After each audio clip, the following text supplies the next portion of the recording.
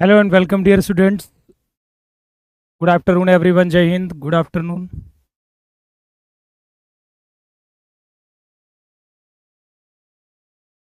चलिए, तो आज हम कोनिक सेक्शन का बचा हुआ पार्ट में जो हाइपरबोला वाला पार्ट बचा है उसे हम करेंगे। और आज हम स्ट्रेट लाइन की प्रैक्टिस भी करेंगे। ठीक है, स्ट्रेट लाइन चैप्टर की प्रैक्टिस भी करेंगे। और 2 बजे से आपको यूट्यूब पर complex number in one shot देखने को मिलेगा, उसके लिए भी तैयार रहिएगा। ठीक है, और क्योंकि ये चैप्टर अच्छा है, बहुत कॉम्प्लेक्स नंबर था, जिन्होंने अभी तक नहीं पढ़ा है उनके लिए तो बहुत अच्छा है। ठीक है, चलिए तो स्टार्ट करते हैं। ओके, देखिए हाइपरबोला। देखिए आपको यदि पहले पहले कुछ देर आपको मैं हाइपरबोला जो कोनिक सेक्शन का पार्ट बचा हुआ है उसको मैं करा दूंगा, उसके बाद स्ट्रेट लाइन की प्रैक्टिस करेंगे। ठीक है, ओके, चलो। तो देखिए हाइपरबोला जैसे स्ट्रक्चर था, आपको याद है कोनिक सेक्शन में ये मैंने बताया था कि जो S P upon P M होता है वो ई के बराबर होता है, और ई जहां होता है इसेंट्रिसिटी, और ये क्या होता है, कांस्टेंट होता है। ये क्या होता है, कांस्टेंट होता है। अब हाइपरबोला की कहानी ये है कि जो एसपी होना चाहिए वो पीएम से बड़ा होना चाहिए। मतलब हमेशा उस पी पॉइंट की जो एस पॉइंट से दूरी होनी चाहिए वो हमेशा जो लाइन से दूरी है वो बड़ा होना चाहिए। मतलब ये वाली डिस्टेंस हमेशा यदि बड़ा है, ठीक है, और S P upon P M constant है, तो फिर उस केस में ये जो पी है वो एक हाइपरबोला अतिपरवलय बनाएगा। ठीक है, हाइपरबोला बनाएगा। और हाइपरबोला के केस में इसेंट्रिसिटी जो होती है, उत्केंद्रता जो होती है वो एक से ज्यादा होती है। उत्केंद्रता होती है वो एक से ज्यादा होती है। क्या होती है, ज्यादा होती है एक से। ठीक है, बात समझ में आ रही है। तो इसेंट्रिसिटी हाइपरबोला के केस में क्या होती है, 1 से ज्यादा होती है, ध्यान रखिएगा। ठीक है,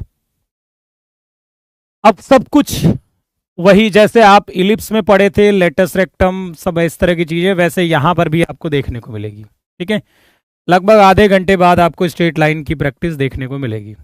आधे घंटे बाद, ठीक है, आधे घंटे बाद आपको स्ट्रेट लाइन की प्रैक्टिस देखने को मिलेगी। ठीक है, यूट्यूब पर 2 बजे क्लास मिलेगी आपको। अब ध्यान से देखिए, ये हाइपरबोला का स्ट्रक्चर है। कौन से हाइपरबोला का है ये, एक्स स्क्वायर अपॉन ए square minus Y square upon b square बराबर 1। इसमें ए ग्रेटर देन बी वाला कोई कहानी नहीं होती है। इसमें ए लेस देन बी, ए ग्रेटर देन बी वाला कहानी नहीं होती है। ठीक है, और बहुत सारी चीजें आपको इलिप्स जैसी ही देखने को मिलेगी। बहुत सारी चीजें आपको इलिप्स जैसी ही देखने को मिलेंगी। ठीक है, अब देखिए ये हाइपरबोला का स्ट्रक्चर है।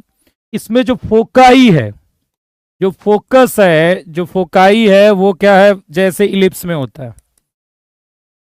जो नाभियां क्या हैं, जो नाभियां क्या हैं, तो वो वही है प्लस माइनस ए ई कॉमा जीरो, प्लस माइनस ए ई कॉमा जीरो। देखो ये आपका ए ई कॉमा जीरो है और ये माइनस ए ई कॉमा जीरो है। ये आपके क्या हो गए, फोकस हो गए, प्लस माइनस ए ई कॉमा जीरो। ठीक है, जैसे उस इलिप्स में होते थे वैसे यहां पर है। यदि हम बात कर लेते हैं कि डायरेक्ट्रिक्स की इक्वेशन क्या है इसमें, डायरेक्ट्रिक, अच्छा, वर्टेक्स जो है वो ए कॉमा जीरो है। वर्टिसेस मतलब शीर्ष जो है, जो शीर्ष हैं आपके पास वो वही है इस केस में, प्लस माइनस ए कॉमा जीरो। ठीक है, समझ रहे हैं मेरी बात। ये देखो ए कॉमा जीरो है और ये माइनस ए कॉमा जीरो है, तो ये दोनों क्या हो गए, आपके वर्टिसेस हो गई। ठीक, डायरेक्ट्रिक्स क्या हो गई, डायरेक्ट्रिक्स नियता, डायरेक्ट्रिक्स क्या हो गई, नियता क्या हो गई। तो डायरेक्ट्रिक्स हो जाएंगी यही, देखो एक्स बराबर ए बाई ई, ये वाली लाइन, एक्स बराबर ए बाई ई ये वाली, और एक्स बराबर माइनस ए बाई ई ये वाली, ये डायरेक्ट्रिक्स हो गई। एक्स बराबर plus minus A by E. ठीक है, ओके, बात समझ में आई? ओके, समझ रहे हो मेरी बात को? ठीक। और जिसका सेंटर होता है वो 0 0 होता है। सेंटर क्या होता है इसका? केंद्र क्या होता है? केंद्र क्या होता है? 0 0 होता है। केंद्र क्या होता है? 0 0 होता है। इसमें आपको एक और चीज सुनने को मिलेगी, ट्रांसवर्स एक्सिस। ट्रांसवर्स एक्सिस और कॉन्जुगेट एक्सिस। ट्रांसवर्स, ठीक है, length of transverse axis, length of transverse axis, अनुप्रस्थ अक्ष की लंबाई, अनुप्रस्थ अक्ष की लंबाई, अनुप्रस्थ अक्ष की लंबाई। ठीक है, तो आपको वो मिलती है ये वाली जो है ना, ये वाली, ये जो है इतनी दूरी, ए डैश जिसे बोलेंगे, ए से लेकर ए डैश, यही आपकी क्या है? अनुप्रस्थ अक्ष है। और इसकी लंबाई क्या है? देखो, ये आपका 0 0 है, यहां पर 0 0 है, तो ए डिस्टेंस ये हो गया और ए डिस्टेंस ये हो गया, तो 2a हो गया ट्रांसवर्स एक्सिस की लेंथ। फिर देखो यहां पर बी है और यहां पर बी डैश है, ये हो गया conjugate axis, length of conjugate axis. Length of conjugate axis क्या हो जाएगा? संयुग्मी अक्ष की लंबाई, संयुग्मी अक्ष की लंबाई, तो वो हो जाएगा आपका बी बी डैश, मतलब 2b हो गया। मतलब कितना हो गया? 2b हो गया। ठीक है, 2b हो गया। ठीक है, फोकल डिस्टेंस जो एफ डी होगी इसमें, वो ई एक्स पी प्लस माइनस ए होगा, याद रखिएगा। नाभि दूरी, फोकल डिस्टेंस नाभि दूरी, मतलब किसी पॉइंट की नाभिक से दूरी, नाभि दूरी जो होगी ई एक्स पी प्लस माइनस ए होगा, ई एक्स पी प्लस माइनस ए होगा। चलो, अब इसमें जगह नहीं बची, मैं आगे सब कुछ बता देता हूँ। ये सब चीजें देखो याद करनी है, तुम इसी को याद नहीं करते हो और यहीं से आपके अंदर डर पैदा हो जाता है कोनिक सेक्शन में, क्योंकि इतनी सारी चीजें तुम याद करना ही नहीं चाहते। तो यही दिक्कत है बेटा, नहीं तो समझ में तो आएगा ही आएगा, कोई ऐसा थोड़ा ना कि नहीं आएगा, लेकिन अब सब करना ही नहीं चाहते। ठीक है, तो देखिए सब कुछ यहां पर है। ठीक है, स्टैंडर्ड इक्वेशन हाइपरबोला का, अति परवलय का, वो ये है। अच्छा, यहां पर जो ए बी में रिलेशन है, ए बी में रिलेशन है, वो बी स्क्वायर बराबर a square E square minus 1 होगा। ठीक है, और ई निकालने का फॉर्मूला क्या होगा जल्दी बताओ? वो 1 प्लस बी स्क्वायर अपॉन ए स्क्वायर होगा। इलिप्स में क्या होता है? इलिप्स में E 1 minus B square by A square होता है, ए ग्रेटर देन बी वाले में। यहां पर प्लस हो जाएगा फॉर्मूले में। ठीक है, यहां पर प्लस हो जाएगा। बाकी वही चीज, फोकाई ए कॉमा 0 माइनस ए कॉमा जो directrix A by E x बराबर माइनस ए बाई ई निकालने का, देखो ये फॉर्मूला आपके पास इसेंट्रिसिटी निकालने का। उसके बाद ट्रांसवर्स एक्सिस, कॉन्जुगेट एक्सिस मैंने बता दिया आपको, अनुप्रस्थ अक्ष, संयुग्मी अक्ष, ये सब बता चुका हूं। वर्टिसेस तो ये हो ही गया था। Latus rectum, end points of latus rectum याद करना, और लेंथ ऑफ लेटस रेक्टम जो होगी वो 2, लेंथ ऑफ एल आर जो होगी वो 2b स्क्वायर बाई ये होगी, याद रखना। नाभिलम की लंबाई यही होगी, नाभिलम की लंबाई, नाभिलम की लंबाई, नाभिलम की लंबाई कितनी होगी? 2b square by a, 2b square by a. ठीक है, चलिए अब एक क्वेश्चन को करते हैं। ठीक है, देखो क्या दिया गया है, find the equation of hyperbola, अति परवलय का समीकरण चाहिए यदि आपको डायरेक्ट्रिक्स दी गई है और फोकस दिया गया है। फोकस दिया गया है और डायरेक्ट्रिक्स, नाभि और नियता का समीकरण दिया गया है और इसेंट्रिसिटी दी गई है, उत्केंद्रता आपको दिया गया है, तो आपको क्या बताना है? हाइपरबोला की इक्वेशन। तो फॉर्मूला क्या होगा? क्या लगाएंगे फॉर्मूला? एस पी बराबर ई पी एम। क्या लगाएंगे? एस पी बराबर ई पी एम। ठीक है, एस पी बराबर E P M. S P बराबर क्या होगा? ई पी एम होगा। एस पी बराबर क्या होगा? E P M. लगा दीजिए एस पी बराबर ई पी एम। तो देखो, पी तो हम किसको मानते हैं? एक्स वाई को मानते हैं। एस कितना है? 1,2 है, एस होता है फोकस। ठीक है, और पीएम क्या होता है? पॉइंट से लाइन की डिस्टेंस। 1,2 से इस लाइन की डिस्टेंस कितनी होगी? 3। प्लस 8 माइनस 2 का mod upon under root 3 square plus 4 square. 9/5, 9/5 कितना हो जाएगा बताओ ये। अब इसकी दूरी कितनी हो जाएगी, x-1 का होल स्क्वायर प्लस y-2 का होल स्क्वायर इक्वल टू √3, ठीक है, इनटू, अच्छा सॉरी, एक मिनट, ये तो SP आ गया ना, सॉरी, PM जो होगा वो XY से होगा ना, XY से इसकी दूरी, ठीक है, मैंने वो उधर निकाल दिया था, ठीक है, इससे नहीं निकलेगा यार ना, ये तो अलग हो गया, ये होगी दूरी 3x प्लस 4y-2 का mod upon under root of 3 square plus 4 square. देखो यहां पर आपका P है, यहां पर S है, XY P है, XY S कितना है आपका 1,2, और डायरेक्ट्रिक्स जो है आपके पास वो 3x प्लस 4y-2 बराबर 0। तो फॉर्मूला क्या होगा, SP बराबर EPM हाइपरबोला को निकालने का। अच्छा इलिप्स उसमें क्या होता था, ठीक है, जब आप बात करते थे पैराबोला की, जब पैराबोला की बात करते थे तो वहां पर E1 होता था तो हम SP बराबर PM लगाते थे, लेकिन यहां पर तो E1 नहीं है, तो E कितना है √3, तो ये हमने क्या लगा दिया, SP मतलब इनके बीच की दूरी और PM मतलब इनके बीच की दूरी, ठीक है, तो ये आपका आंसर बन जाएगा इसके बाद। नहीं 9/5 तो वो गलत, वो ठीक है डिस्टेंस निकली है पर वो PM तो नहीं है ना, वो PM थोड़ा ना है, PM तो ये वाली होगी ना, PM तो पॉइंट इस XY की जो होती है वो इस लाइन से दूरी होती है, इस डायरेक्ट्रिक से दूरी होती है PM।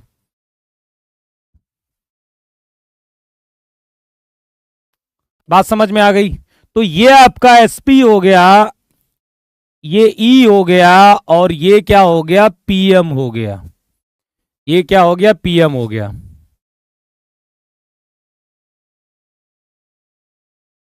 बताइए बात समझ में आ रही है।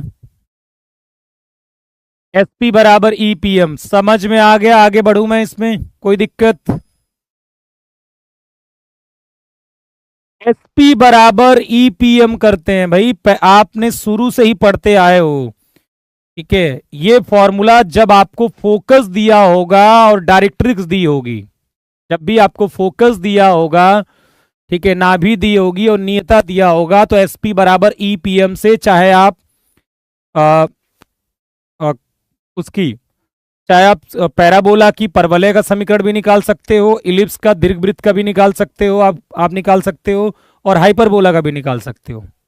यदि आपको इसेंट्रिसिटी और फोकस और डायरेक्ट्रिक्स दी गई है तो आप पैराबोला की इक्वेशन SP बराबर EPM से निकाल सकते हो बस।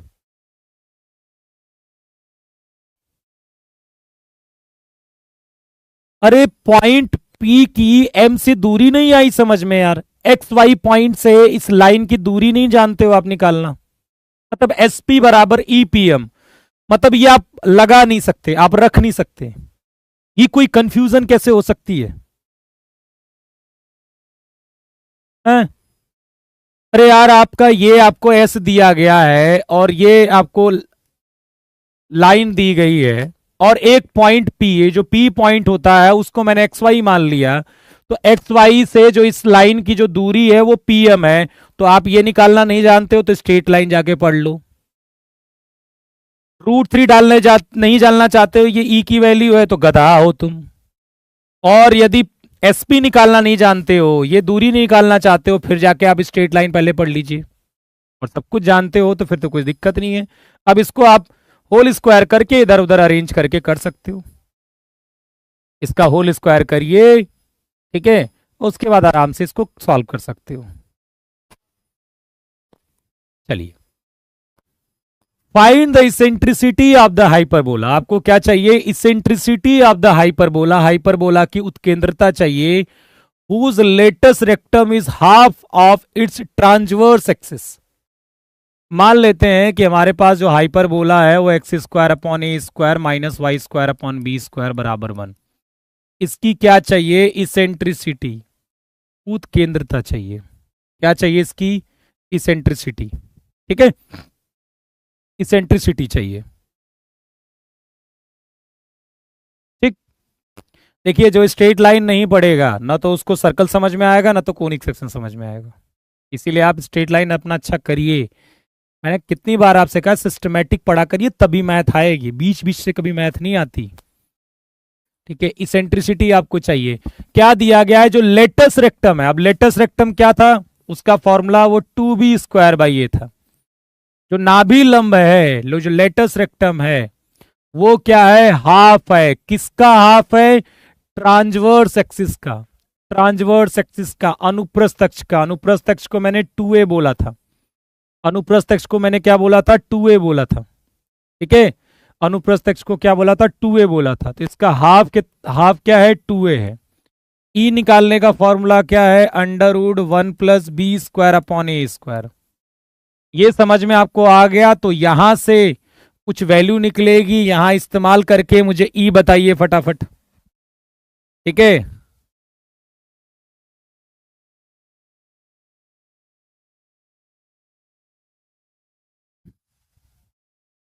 शर्म करो भैया, शर्म करो।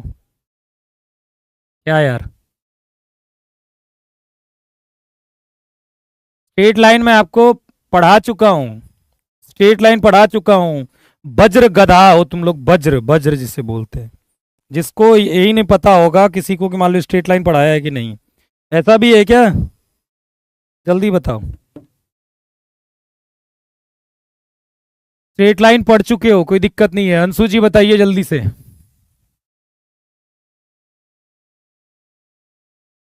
ये मैंने आपको बता दिया ट्रांसवर्स एक्सिस, अभी मैंने बताया 2a होगी। ठीक है, देखो यहां पर कहीं बताया था मैंने स्टार्टिंग में।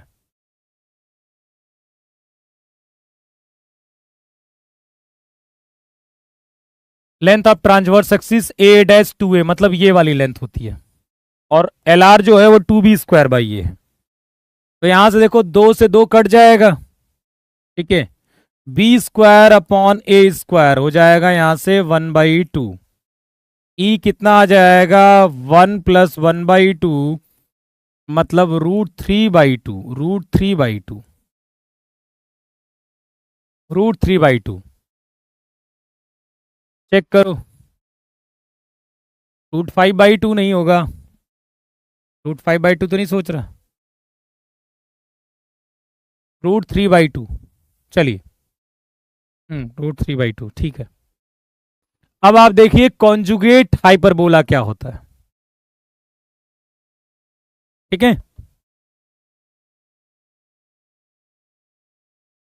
कॉन्जुगेट हाइपरबोला, तो कॉन्जुगेट हाइपरबोला क्या होता है, x² / a² - y² / b² = -1। देखिए अंतर क्या होता है, यहाँ -1 आ गया, ये कॉन्जुगेट हाइपरबोला होता है। सारी चीजें इसमें पलट जाएंगी, सारी चीजें क्या हो जाएंगी, पलट जाएंगी इसमें।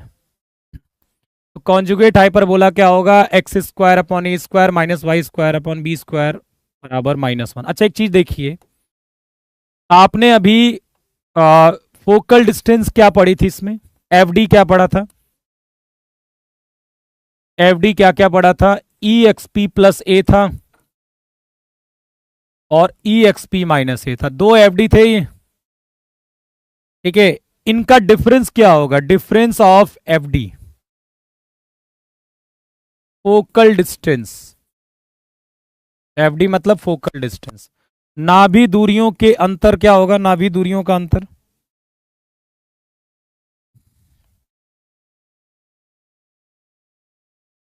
नाभि दूरियों का अंतर कितना होगा, जल्दी बताइए। जब इनका हम डिफरेंस लेंगे तो ये हो जाएगा 2a के बराबर, और वो हो जाएगा length of transverse axis, length of transverse axis, अनुप्रस्थ अक्ष की लंबाई के बराबर। अनुप्रस्थ अक्ष की लंबाई किसके हो जाएगा, अनुप्रस्थ अक्ष की लंबाई के बराबर। ठीक है, बात समझ में आ रही है। तो अब याद करिए, यदि इलिप्स की जब बात हम करते थे तो जब सम ऑफ फोकल डिस्टेंस होती थी वो लेंथ ऑफ मेजर एक्सिस के बराबर होती थी, दीर्घ अक्ष की लंबाई के बराबर होती थी। और यहां पर डिफरेंस, यदि दो, इनका जो डिफरेंस है वो क्या है, कांस्टेंट है, ये 2a के बराबर है, तो लेंथ ऑफ ट्रांसवर्स एक्सिस के बराबर होगा ये। ठीक है, ये सब याद रखिएगा। अच्छा, हम कॉन्जुगेट हाइपरबोला की बात कर रहे थे। एक्स स्क्वायर अपॉन ए square minus Y square upon b square बराबर -1। सारी चीजें देखो उल्टा हो जाएंगी, सारी स्ट्रक्चर क्या हो जाएगा, कॉन्जुगेट हाइपरबोला का ऐसा बन जाएगा, जहां पर सेंटर अभी भी वही रहेगा, केंद्र, सेंटर केंद्र अभी भी वही रहेगा, क्या रहेगा, केंद्र 0 0। वर्टेक्स चेंज हो जाएगा, वर्टिसेस मतलब शीर्ष जो हो जाएंगे, जो शीर्ष हो जाएगा वो 0 प्लस माइनस भी हो जाएगा। डायरेक्ट्रिक्स भी चेंज हो जाएगी, डायरेक्ट्रिक्स नियता वो भी चेंज हो जाएगी, क्या हो जाएगी, y बराबर plus minus B by E, वो भी चेंज हो जाएगा। चौथा, एल आर चेंज हो जाएगा, 2a स्क्वायर बाई बी हो जाएगा। पांचवा, ई चेंज हो जाएगा, √1 plus a square upon b square हो जाएगा। और ए बी में जो रिलेशन था उसमें भी जगह चेंज हो जाएगी, ए स्क्वायर बराबर बी स्क्वायर, ई स्क्वायर -1 होगा, ये भी चेंज हो जाएगा। और क्या क्या था, ठीक है।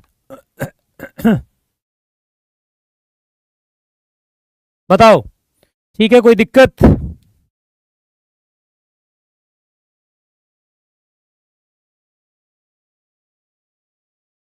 और क्या क्या इसमें देखोगे, और क्या क्या? अच्छा, अब ट्रांसवर्स एक्सिस ये हो जाएगी, length of transverse axis, length of transverse axis, अनुप्रस्थ अक्ष हो जाएगा 2b, और length of conjugate axis, length of conjugate axis वो हो जाएगा 2a। ठीक है, और फोकल डिस्टेंस क्या हो जाएगा, एफ डी जो हो जाएगा वो E Y P plus minus B हो जाएगा, E Y P plus minus B हो जाएगा। डायरेक्ट डायरेक्ट आपको चीजें याद रखनी है,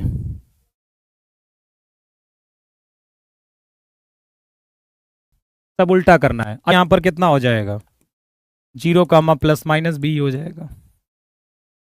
तो कुल मिला के ये जो इलिप्स का दूसरा वाला होता था ना, उसी टाइप की चीजें जैसे इसमें बदल गई हैं। बस यहां पर ए बी ग्रेटर देन 1 का कोई मतलब नहीं है, ये पूरा जो स्ट्रक्चर है वो एक्स स्क्वायर अपॉन ए square minus Y square upon b square बराबर -1 का है। याद रखिएगा, ये कॉन्जुगेट हाइपरबोला का है। ठीक है, चलिए फिर स्टार्ट करते हैं, इसमें सब कुछ करते हैं।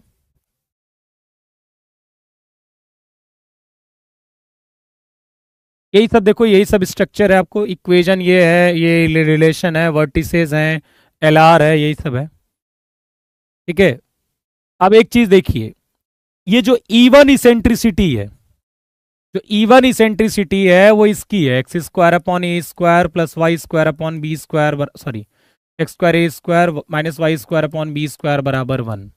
और E2 जो इसेंट्रिसिटी है वो एक्स स्क्वायर अपॉन ए square minus Y square upon b square बराबर -1। ये E1 किसकी इसेंट्रिसिटी है, E1 किसकी उत्केंद्रता है, जो E1 है वो इसकी है। ठीक है, और E2 किसकी है, इसकी है।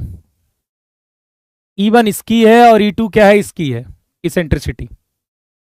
ये बताइए मुझे कि E1 क्या होता है, √1 प्लस बी स्क्वायर अपॉन ए स्क्वायर, और E2 क्या होगा, फॉर्मूला इसका क्या फॉर्मूला होता है, 1 plus a square upon b square. तो यहां से E1 जो आएगा वो आ जाएगा ए √ए square plus B square by a, और E2 क्या आ जाएगा, ठीक है, E2 क्या आ जाएगा, बी √ए square plus B square by B, दोनों का होल स्क्वायर कर दीजिए, E1 स्क्वायर आ जाएगा a square plus B square upon A square, और E2 स्क्वायर आ जाएगा a square plus B square upon b square. अच्छा ये देखिए 1/E1 square plus 1/E2 square 1 के बराबर होगा कि नहीं? 1/E1 स्क्वायर 1/E2 स्क्वायर जो होगा वो 1 के बराबर होगा। ठीक है, 1/E1 square plus 1/E2 square जो होगा वो 1 के बराबर हो जाएगा। साफ साफ आप इन दोनों से निकाल भी सकते हो, इतना कंफ्यूज मत हो। ठीक है, यहां से आप 1/E1 का स्क्वायर करिए, 1/E2 का स्क्वायर करिए, आपको दिखेगा वो 1 के बराबर है। सिंपल सी बात है ये। ओके, चलो अब आपके पास एक क्वेश्चन है, उसमें सब कुछ आपको बताना है। 16x² माइनस 9y² बराबर -144। इसमें आपको सब कुछ बताना है। ठीक है, लगभग 10-15 मिनट बाद ही स्टार्ट हो गई होगी। ठीक है, 45 मिनट के आसपास आपको स्ट्रेट लाइन की प्रैक्टिस देखने को मिलेगी। 1:30 बजे तक क्लास चलेगी, 1:30 बजे तक। ठीक है, क्योंकि 2 बजे से क्लास स्टार्ट होनी है, तो ऑब्वियसली थोड़ा सा यार गैप तो चाहिए। ठीक है, अब देखो ये किस टाइप का हाइपरबोला है। 144 से डिवाइड कर लीजिए, तो x² by 9 minus y² by 16 बराबर -1। ठीक है, ठीक। x² by 9 minus y² by 16 बराबर कितना हो गया? -1। ओके, अब मेरी बात ध्यान से सुनिए। ठीक है, अब ये जो हाइपरबोला है वो तो ऐसे ही बन गया जैसा अभी हमने देखा है। तो सब कुछ निकालना है। लेंथ ऑफ ट्रांसवर्स एक्सिस, अच्छा ए कितना है आपका? इसमें 3 है। बी कितना है आपका? 4 है। इस केस में लेंथ ऑफ ट्रांसवर्स एक्सिस कितना होगा? जल्दी बताइए, length of transverse axis.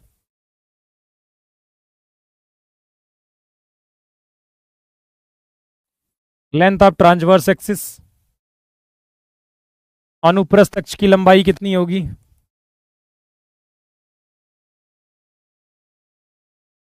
2b होती है ना इस केस में। इसमें 2b होती है ना बेटा, 2b होगी ना। ठीक है, और लेंथ ऑफ कॉन्जुगेट एक्सिस क्या होगी?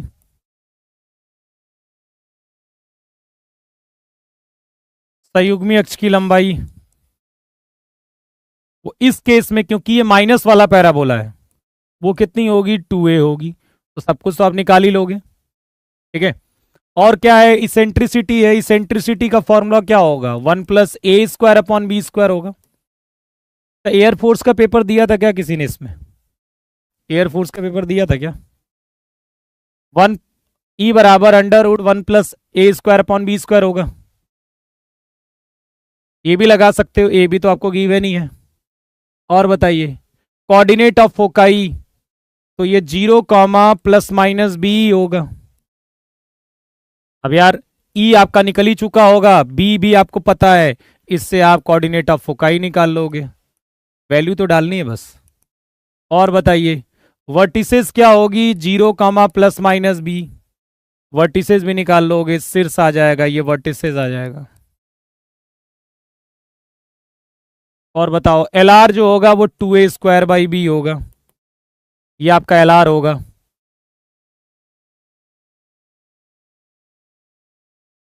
ठीक है,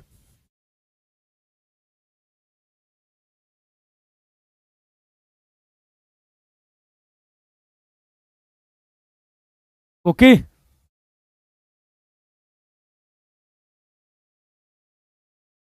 और बताइए, और क्या है? इक्वेशन ऑफ डायरेक्ट्रिक्स क्या है? y बराबर ±b/e होगा। सबको तो पता है।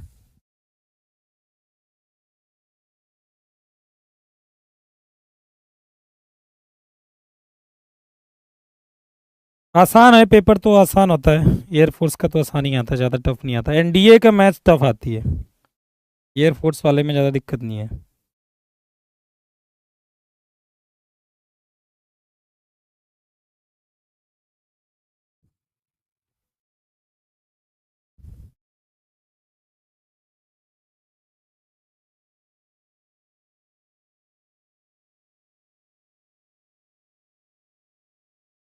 ठीक है, कोई दिक्कत? कितना कितना आया? लेटस रेक्टम कितना आया?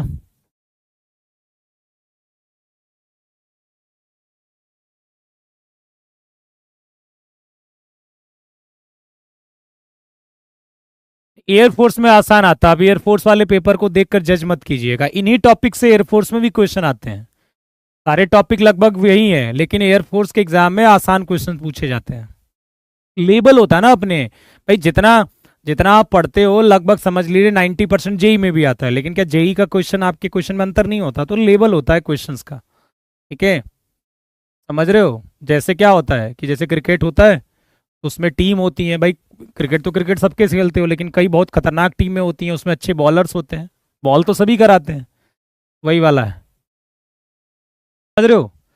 जो अभी तक जो क्या कर रहे थे आप, एक S1 क्वांटिटी निकालते थे, अब वो S1 क्वांटिटी क्या होती थी कि उस कोनिक की इक्वेशन में आप पॉइंट को डाल देते थे और कहते थे कि S1 पॉजिटिव है तो बाहर है। लेकिन यहां पर कहानी जो है ना वो उल्टी है, ठीक है, यहां पर कहानी क्या है, उल्टी है। यहां पर यदि हाइपरबोला एक्स स्क्वायर अपॉन ए square minus Y square upon b square बराबर 1, इस टाइप का हाइपरबोला दिया गया है, तो पहले तो आप इस तरह से चेंज करेंगे, एक्स स्क्वायर अपॉन ए square minus Y square upon b square minus 1 बराबर 0।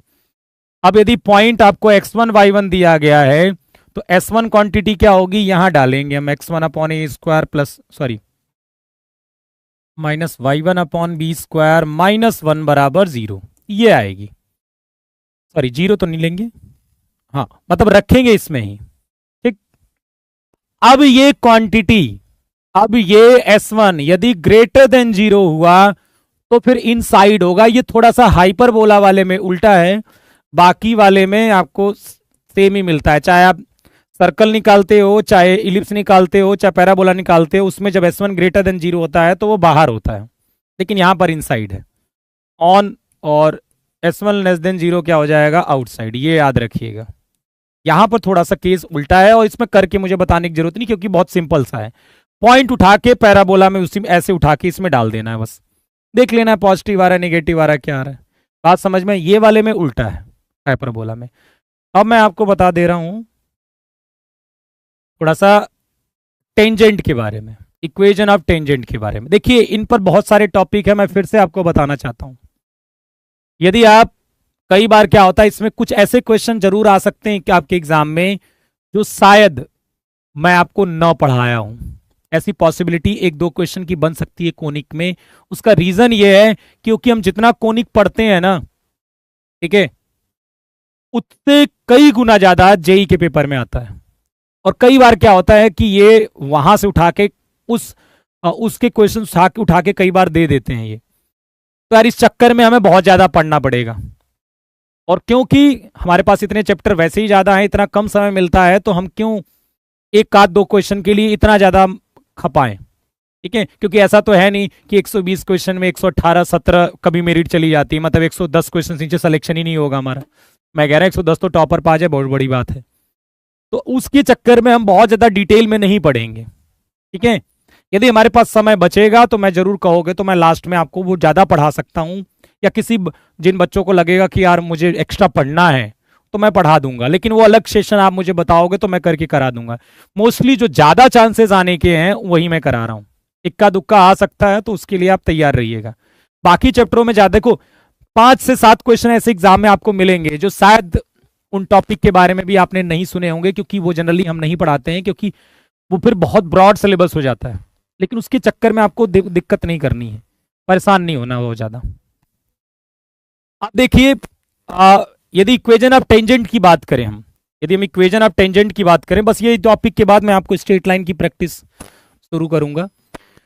जैसे कि देखो सेम वैसे ही चलते आ रहा है, जैसे मान लीजिए हाइपरबोला एक्स स्क्वायर अपॉन ए square minus Y square upon b square बराबर 1, और इस हाइपरबोला पर एक कोई पॉइंट दिया गया है x1 y1, और आपको क्या चाहिए, फाइंड इक्वेशन ऑफ टेंजेंट। ठीक है, एक पॉइंट दिया गया x1 y1 on parabola, hyperbola, hyperbola parabola तो नहीं बोल रहा हूं मैं, hyperbola. Find equation of tangent, equation of tangent at p। तो चाहे कोई भी कोनिक हो, चाहे वो सर्कल, चाहे वो सर्कल के केस में भी ले लो आप, पैराबोला, हाइपरबोला, इलिप्स, कोई भी ले लो, यदि उस कोनिक पर आपको कोई पॉइंट दिया गया है और उस पॉइंट पर जो टेंजेंट खींचा गया है उसकी इक्वेशन चाहिए, तो सीधे आप एक्स स्क्वायर को रिप्लेस कर दोगे एक्स x1 से, वाई स्क्वायर को रिप्लेस कर दोगे वाई y1 से, और यदि उसमें x होता तो x प्लस x1/2 से, यदि y होता तो y प्लस y1/2 से रिप्लेस करके हम इक्वेशन ऑफ टेंजेंट निकाल देते हैं। हम इक्वेशन ऑफ टेंजेंट निकाल देते हैं। ठीक है, इक्वेशन ऑफ टेंजेंट निकाल देते हैं। इक्वेशन ऑफ टेंजेंट निकाल देते हैं। ओके, बात समझ में आ रही है? अब लेकिन जब हम बात करते हैं कि स्लोप के टर्म्स में क्या होता है, ठीक है, यदि मैं ये कहूं कि एक हाइपरबोला है एक्स स्क्वायर अपॉन ए square minus Y square upon b square बराबर 1, और एक लाइन है y बराबर एम एक्स प्लस सी, ये एक लाइन है, ये हाइपरबोला है और ये एक लाइन है। अब ये जो लाइन है वो टेंजेंट हो भी सकती है, नहीं भी हो सकती है, लेकिन यदि वो इस कंडीशन को सेटिस्फाई कर जाए, सी बराबर a square m minus B square, यदि इस कंडीशन को सेटिस्फाई कर जाता है, ठीक है, तो उस केस में मैं ये बोल सकता हूं कि ये जो लाइन है वो टेंजेंट है। ये जो लाइन है वो क्या है? टेंजेंट है। बात समझ में आई? ठीक है, यहां पर एक मिनट, यहां पर स्क्वायर नहीं लगा, एक मिनट। यदि इस कंडीशन को सेटिस्फाई कर जाता है तो आप बोल दोगे कि वो क्या है? टेंजेंट की मतलब वो टेंजेंट है, और फिर टेंजेंट की इक्वेशन क्या आ जाएगी? y बराबर m x plus minus under root a square M square minus B square. Ellipse जैसा ही है कुछ, ठीक है। अब मेरी बात ध्यान से सुनिए, अब आप बताइए इस क्वेश्चन को जवाब। आपको लेमडा का मान बताना है, आपको लेमडा का मान बताना है जिसके लिए ये जो लाइन है इस हाइपरबोला का टच कर रही है। लेमडा का मान जिसके लिए रेखा 2x plus Y plus lambda बराबर 0 अति परवलय X square by 16 minus Y square by 9 बराबर 1 को स्पर्श करते हैं, को स्पर्श करते, मतलब टेंजेंट है कहने का मतलब। तो कंडीशन क्या है? यदि वो लाइन y बराबर एम एक्स प्लस सी इस हाइपरबोला को यदि टच कर रही है तो c बराबर under root of A square M square minus B square, ये कंडीशन होनी चाहिए। ठीक है, तो अब बताइए, यहां से पहले तो ये चेंज कर लीजिए, पहले ये फॉर्मेट लाइए। लाइन तो ऐसी दी गई है 2x plus Y plus lambda बराबर 0, तो y कितना आ जाएगा? Minus lambda minus 2x। तो ये बताओ इसमें c क्या है? इसमें c क्या है हमारा? c हमारा माइनस लेमडा है ना बेटा। जो c है वो y बराबर एम एक्स प्लस सी, कॉन्स्टेंट होता है ना वो c, तो ये माइनस लेमडा है। ए स्क्वायर कितना है? 16, ये 16 लिखा हुआ है। ए स्क्वायर कितना है? 16। स्लोप कितनी है? -2, तो वो हो जाएगा 4। और बी स्क्वायर कितना है? 9, तो माइनस लेमडा बराबर 64। ठीक है, माइनस 9 55, कितना आ जाएगा? जल्दी बताओ कितना आ रहा है?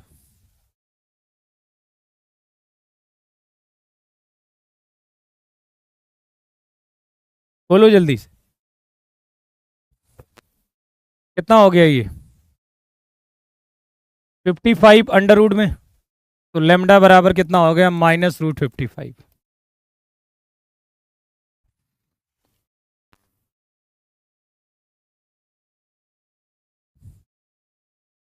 या फिर इस फॉर्मूले में यहां पर प्लस माइनस भी लगा सकते हो आप, पीछे में नहीं लगा है तो चाहो तो मैं लगा दूं, प्लस माइनस भी चाहो तो लगा सकते हो इस फॉर्मूले में। प्लस माइनस वैसे लगा हुआ है देखो वहां पर, तो यहाँ पर कंडीशन में आप प्लस माइनस भी लगा सकते हो, तो फिर ये दोनों कंडीशन ट्रू हो जाएगी। यहाँ प्लस माइनस लगा दीजिए तो ये प्लस भी हो जाएगा, माइनस भी हो जाएगा √45, प्लस भी हो जाएगा √45, माइनस √45 हो जाएगा। ठीक है, चलिए फिर अब स्टार्ट करते हैं हम क्वेश्चन को, स्ट्रेट लाइन के क्वेश्चन को स्टार्ट करते हैं। ठीक है, एक दिन मैं आपको कोनिक सेक्शन की प्रैक्टिस करवाऊंगा, ठीक है, जल्दी ही, ठीक है, या चाहे होली से पहले चाहे होली के बाद कोनिक सेक्शन की प्रैक्टिस कराऊंगा, ठीक है। चलिए, ये 3 पॉइंट दिए गए हैं और ये पूछा गया है कि ये कौन सा ट्राइंगल है। पहले आप मेरे क्वेश्चन का जवाब देंगे क्योंकि आप क्वेश्चन को रटिए मत। अच्छा, 3 पॉइंट्स यदि कभी भी दिए होंगे, चीजों को याद ऐसे मतलब समझना है कि करा क्या जाता है, क्योंकि हम कितने क्वेश्चन लगा पाएंगे। 3 पॉइंट्स दिए गए हैं और ये बोला गया है कि ये किसी भी ट्राइंगल की वर्टिसेस हैं, किसी भी ट्राइंगल के शीर्ष हैं। तो ये बताइए हम उसका नेचर कैसे बताएंगे कि वो इक्विलेटरल है, आइसोसेलस है मतलब समबाहु है, समद्विबाहु है, राइट एंगल है, समकोण त्रिभुज है, कैसे पता करेंगे बताइए, फटाफट बताइए।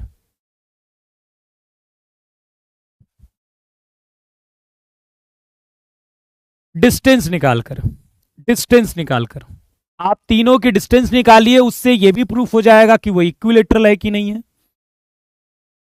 उससे यह भी प्रूफ हो जाएगा कि वो राइट एंगल ट्राइंगल है कि नहीं है, उससे यह भी प्रूफ हो जाएगा कि वो कोलिनियर भी, पता कोलिनियर भी हो सकता है, पॉइंट्स भाई कोलिनियर भी हो सकता हो एक कोलिनियर भी हो, नन ऑफ दीज में हो सकता है, कोलिनियर भी हो सकता है। तो ये आपको डिस्टेंस से पता लग जाएगा। तो जल्दी बता दीजिए फटाफट क्या है ये। कॉम्प्लेक्स नंबर की मैराथन 1 शॉट होगी 2 बजे यूट्यूब पर, उसको आप देख सकते हो। उसको देखने के बाद आपके पीवाई क्यों धड़ाधड़ लगना शुरू हो जाएंगे और एक असीम सा सुख मिलेगा उस लेक्चर के बाद आपको, ठीक है। ऐसी मेरी उम्मीद है कि ऐसा होगा आपके साथ। अब ये आप बताएंगे देखने के बाद कल के लेक्चर में कि सर कैसा हुआ, मजा आएगा बहुत, ठीक है। अभी फिलहाल पढ़ लो। स्लोप से यदि कोई सोच रहा है बेटा, तो स्लोप से तो केवल कोलिनियर प्रूफ कर पाओगे ना आप। अब स्लोप निकाल के आप क्या क्या देखो, सबसे आसान क्या है, सबसे आसान क्या है, आप यदि स्लोप निकालोगे तो चलिए मान लेता हूं आप प्रोडक्ट करके 90 डिग्री पता कर सकते हो, राइट एंगल ट्रायंगल पता लग जाएगा। लेकिन यदि इक्विलेटरल हुआ तो स्लोप से तो नहीं पता चलेगा, फिर आपको एंगल निकालना पड़ेगा। लेकिन 2 लाइंस के बीच में एंगल निकालोगे तो एक 60 डिग्री आ गया, तो इसकी गारंटी नहीं कि अगला वाला भी 60 होगा, फिर तीनों 60 प्रूफ करने पड़े, 2 60 प्रूफ करने पड़ेंगे कम से कम आपको। तो इससे सबसे आसान जो जो ज्यादा आपको रिजल्ट दे सकता है वो है, अच्छा वो डिस्टेंस का। आप डिस्टेंस तो निकालने आती है, तो जल्दी बता दीजिए फटाफट क्या आंसर आने वाला है। मुझे ऐसा लगता है कि इसका आंसर राइट एंगल ट्राइंगल आएगा, ठीक है। एक बार चेक करिए, डी नहीं होगा। डी, यदि मैंने अभी डी बोला इसका मतलब ये नहीं कि डी मार दो। चेक करिए, अब डिस्टेंस तो निकालना जानते होगे यार, कम से कम इतना तो निकाल लो यार। ए आपके पास -2,2 है, बी आपके पास 8, -2 है, सी आपके पास -4, -3 है। वो हो सकता है कि ये कोलिनियर भी हो जाए, तो फिर स्लोप वाले से कर लेते हैं।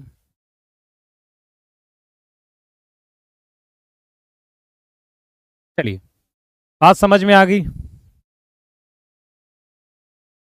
अब क्या डिस्टेंस मतलब, अब ये सबसे बड़ी गंदी आदत, पता तुम क्या सोचोगे, अरे वो डिस्टेंस निकाल भी बता दें, मैं ही सारी कैलकुलेशन करूंगा, तो तुम कब करोगे कैलकुलेशन, फिर एग्जाम में तुम्हारा हाथ चलेगा ही नहीं। जिसने केवल बोर्ड पर देखा है ना और घर पर पेन नहीं चलाया है, वो एग्जाम में कैलकुलेशन नहीं कर पाएगा। उसकी इतनी स्लो रहेगी कैलकुलेशन है कि समय बीत जाएगा, ठीक है। तो ए बी निकाल लीजिए, बी सी निकाल लीजिए और ए सी निकाल लीजिए, ठीक है। और राइट एंगल ट्राइंगल आना चाहिए, ये ध्यान रखिएगा। किसी राइट एंगल ट्राइंगल कैसे प्रूफ होगा, किसी का भी स्क्वायर बाकी 2 के स्क्वायर के सम के बराबर आएगा। चेक कर लीजिए, चेक कर लीजिए। अब तुम चाह रहे हो कि मैं निकाल के दिखा ही दूं यार, बहुत दिक्कत है। 8 - 2 + 10 हो जाएगा, 100 हो जाएगा, और 2 2 4 हो जाएगा, 16 हो जाएगा। तो अंडर एक थोड़ी सी कैलकुलेशन अच्छी रखिए। मिस्टेक मैं मानता हूं हो जाता है, लेकिन एग्जाम कंट्रोल करना सीखिए उस पर। 12 144 हो जाएगा और 1 हो जाएगा, ये √145 हो जाएगा। और AC निकालेंगे तो -4 - 2 मतलब उसका स्क्वायर कितना हो जाएगा, 4 हो जाएगा। और 25 हो जाएगा ये, √29 हो जाएगा। तो अब साफ साफ दिख रहा है कि जो बी सी स्क्वायर है वो A B square plus A C square के बराबर है। ऐसा है तो राइट एंगल ट्राइंगल है। मतलब कितनी बेकार बात है कि तुम कंफ्यूज होके घूम रहे हो। देखो जाके, इसका होल स्क्वायर करो, इसका होल स्क्वायर करो, इसका होल स्क्वायर करो, दोनों को जोड़ो, इसका होल स्क्वायर के बराबर नहीं आ रहा है क्या यार? हैं?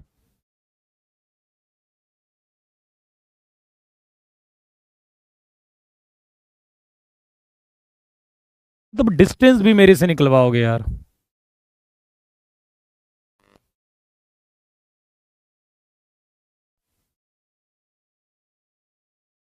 अच्छा, 4 पॉइंट्स दिए गए हों, उससे यदि आपको रेक्टेंगल पता करना है, पैरेललोग्राम पता करना है, स्क्वायर पता करना है, तो वहां से भी हम क्या निकालेंगे? डिस्टेंस निकालेंगे। लेकिन यदि कोलिनियर हुआ, क्योंकि 4 पॉइंट्स कोलिनियर भी हो सकते हैं, तो उस केस में स्लोप का कॉन्सेप्ट आएगा। उस समय क्या आएगा? स्लोप का कॉन्सेप्ट आएगा। उस समय क्या आएगा? स्लोप का कॉन्सेप्ट आएगा। ठीक है, बात समझ रहे हो? उस समय क्या आएगा? स्लोप का कॉन्सेप्ट आएगा। तो ये बताइए फटाफट। तो शायद यहां पर कोलिनियर वाली कहानी है, शायद ये कोलिनियर वाला ऑप्शन है। नन में कोलिनियर भी आएगा ना, तो कोलिनियर में आप क्या करोगे? ठीक है, यहां पर क्या करोगे? आप स्लोप निकालिए एक बार। तो यार ये ए है, बी है, सी है, डी है। ए बी की स्लोप कितनी होगी? 0 - (-b) तो +b हो जाएगा, 0 - (a) हो जाएगा -b/a। ऐसा ही क्वेश्चन ये आपके एग्जाम में आया था 2023 में। दिस माइनस दिस करेंगे तो b-0/-a-0 - (b/a)। देखो ए बी की स्लोप बी सी की स्लोप सेम है, तो इसका मतलब वो एक ही लाइन में है, तो कोलिनियर होंगे। कोलिनियर होंगे, लेकिन ऐसा नहीं कि हर बार कोलिनियर आएगा। उस केस में यदि 4 पॉइंट्स दिए गए हैं, तो आपको डिस्टेंस निकाल के आप रेक्टेंगल, पैरेललोग्राम, स्क्वायर ये सब पता कर सकते हो। ठीक है, हाँ ये कोलिनियर है, ये हमारी किस्मत है। यदि कोलिनियर होगा तो स्लोप से हो जाएगा, जो कि एग्जाम में इस बार आपके एग्जाम में आया था। ठीक है, अच्छा एक्स एक्सिस की इक्वेशन क्या होती है? y = 0। पहले तीसरा क्वेश्चन नहीं करेंगे हम, पहले चौथा करेंगे, उसके बाद तीसरा करेंगे। पहले चौथा कर लेते हैं, तीसरा करते हैं। इस पर भी बेस्ड आपके एग्जाम में देखो, अब क्योंकि हमें पता था, मुझे पता था कि ये कोलिनियर आना है, इसलिए स्लोप से कर लिया। एग्जाम में आपको पता नहीं होगा, क्योंकि मैं लगा चुका हूं इस टाइप का क्वेश्चन। इस बार भी आपके एग्जाम में आया था, इसी टाइप का था, कुछ चेंज था, तो मुझे पता है कोलिनियर आ रहा है। लेकिन एग्जाम में आपको फिर तो गुजरना पड़ेगा। क्या आपके दिमाग में आएगा कि कोलिनियर चेक कर लेते हैं? क्योंकि देखो स्लोप निकालने में ज्यादा टाइम नहीं लगेगा। तो कभी नन ऑप्शन हो ना, तो एक बार कोलिनियर चेक कर लो, क्योंकि वो ज्यादा आसान है चेक करना। डिस्टेंस निकालने में टाइम लगेगा, और हमारी किस्मत अच्छी, यदि वो कोलिनियर हुआ तो काम हो जाएगा। डिस्टेंस निकाल के अपना समय बर्बाद नहीं करेंगे। तो ये ना वही वाला चल रहा है, अपने किस्मत के भरोसे चलेगा ये क्वेश्चन। इस क्वेश्चन में जो टाइम लगेगा वो किस्मत के भरोसे है। ठीक है, यदि कोलिनियर हो गया तो फिर जल्दी हो जाएगा। जिसने डिस्टेंस पहले निकाल ली और डिस्टेंस से उसका प्रूफ हो गया कि यार ये कोई भी रेक्टेंगल नहीं है, कुछ नहीं है, तो फिर वो कोलिनियर पर आएगा। ठीक है, चलिए। तो यहां पर इस कॉन्सेप्ट पर भी आपके एग्जाम में इस बार क्वेश्चन आया था। ठीक है, समझ रहे हो? इस पर भी बेस्ड आपके एग्जाम में क्वेश्चन आया था इस बार। तो क्या होता है तरीका कि आपके पास पॉइंट दिए गए हैं 1,2 और -2,3। ठीक है, और कोई लाइन 3x + 4y - 7 = 0। इसको मान लीजिए कि m/n में कट कर रही है, तो m/n क्या आता है? माइनस लगाते हैं, ये वाला पॉइंट उठा के यहाँ डाल देते हैं, तो 3 × 1 + 4 × 2 -7/-6 + 12 - 7। कितना हो जाएगा ये? 8 3 11 4 और 12 - 13। 4:1 आएगा क्या? 4:1 आ रहा है क्या? चेक करो एक बार। हाँ, यदि कोलिनियर नहीं हुआ तो फिर वो डिस्टेंस ही होगा, फिर वो चेक करिए एक बार से। कोलिनियर आ रहा है क्या? सॉरी, 4:1 आ रहा है क्या?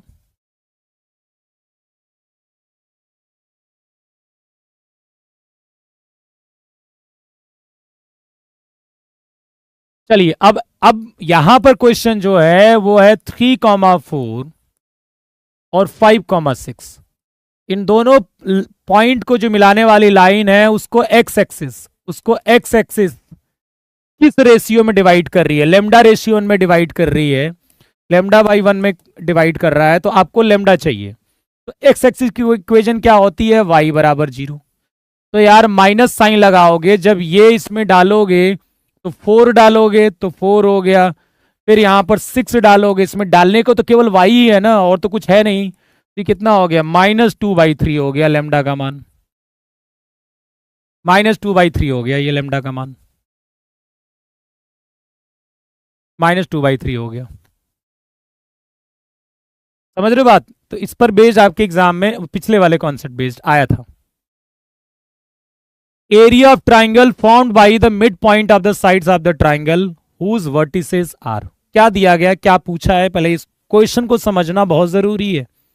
खासकर अलजेब्रा हुआ, कोऑर्डिनेट ज्योमेट्री हुई, वेक्टर 3D हुआ, परमुटेशन प्रोबेबिलिटी, इसमें लैंग्वेज बड़ी इंपॉर्टेंट होती है। पढ़िए इस क्वेश्चन को।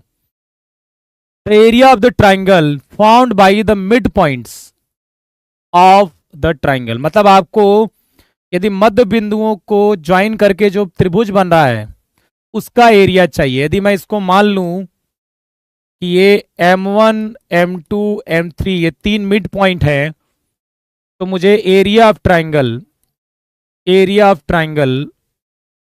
M1 M2 M निकालिए, ठीक है। एरिया ऑफ ट्राइंगल ABC निकालिए, एरिया ऑफ ट्राइंगल ABC निकालिए, और इसका क्या कर दीजिए? 1/4, 1/4 कर देंगे तो फिर आपको ये मिल जाएगा टोटल एरिया का, क्योंकि इसमें चारों ट्राइंगल सेम एरिया के बन रहे हैं। तो टोटल निकालिए और उसको 4 से डिवाइड कर दीजिए। फॉर्मूला आपके सामने है,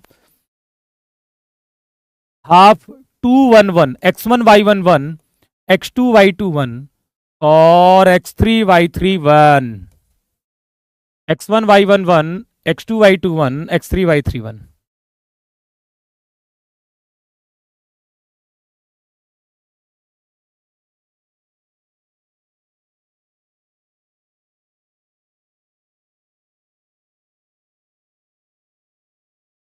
कर लोगे?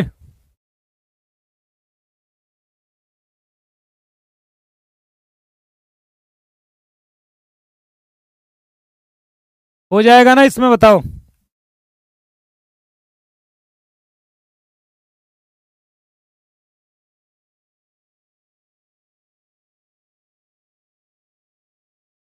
बताइए।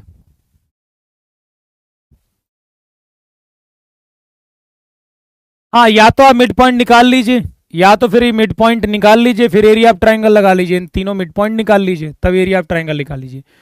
ठीक है, तो आंसर जो आना चाहिए वो 1.5 आना चाहिए, 1.5 1.5। चलिए, इसका क्या चाहिए? लोकस। ध्यान से पढ़ो क्वेश्चन को।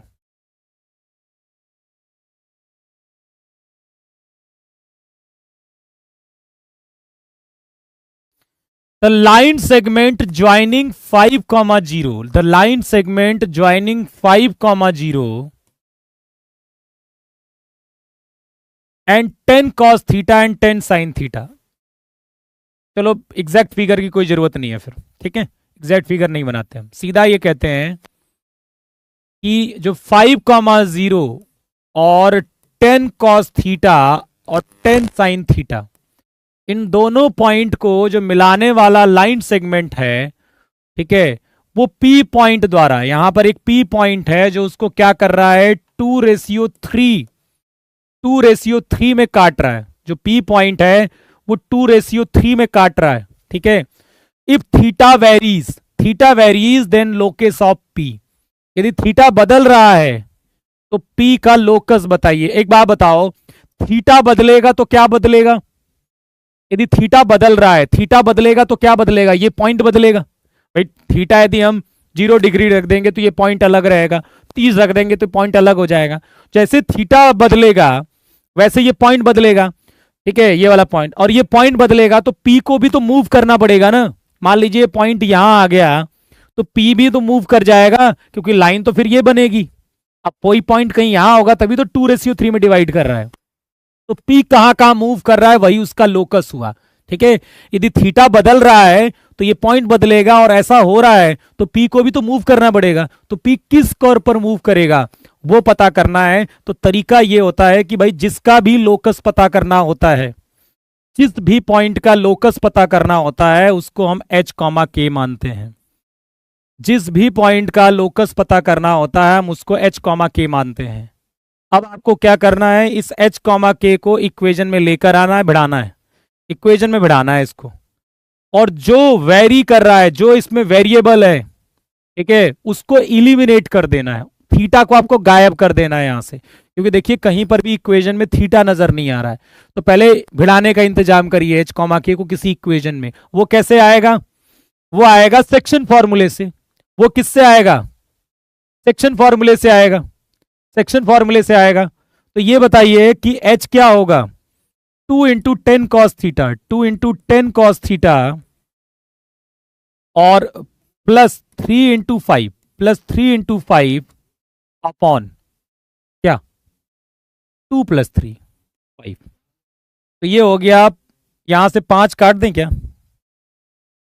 2 3, तो h minus 3 equal to 4 cos theta हो गया। तो एक इक्वेशन तो आपके सामने ये आ गया।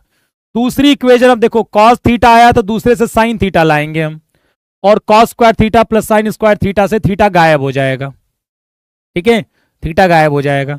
अब देखिए दूसरा लगाइए, k क्या होगा, 2 into 10 sine theta, 2 into 10 sine theta, और 3 इंटू 0 हो जाएगा, तो बर्बाद हो गया ये, अपॉन 2 प्लस 3 हो जाएगा 5। तो देखो यहां से कितना हो जाएगा, ये 5 से 1 कट जाएगा, यहां 2 बचेगा, k बराबर हो गया, k बराबर हो गया 4 साइन थीटा। अब ये 2 हो गया, 1 स्क्वायर प्लस 2 स्क्वायर कर दीजिए, आ गया आंसर। 1 स्क्वायर प्लस 2 स्क्वायर कर दीजिए, आ जाएगा h माइनस 3 का whole square plus k square.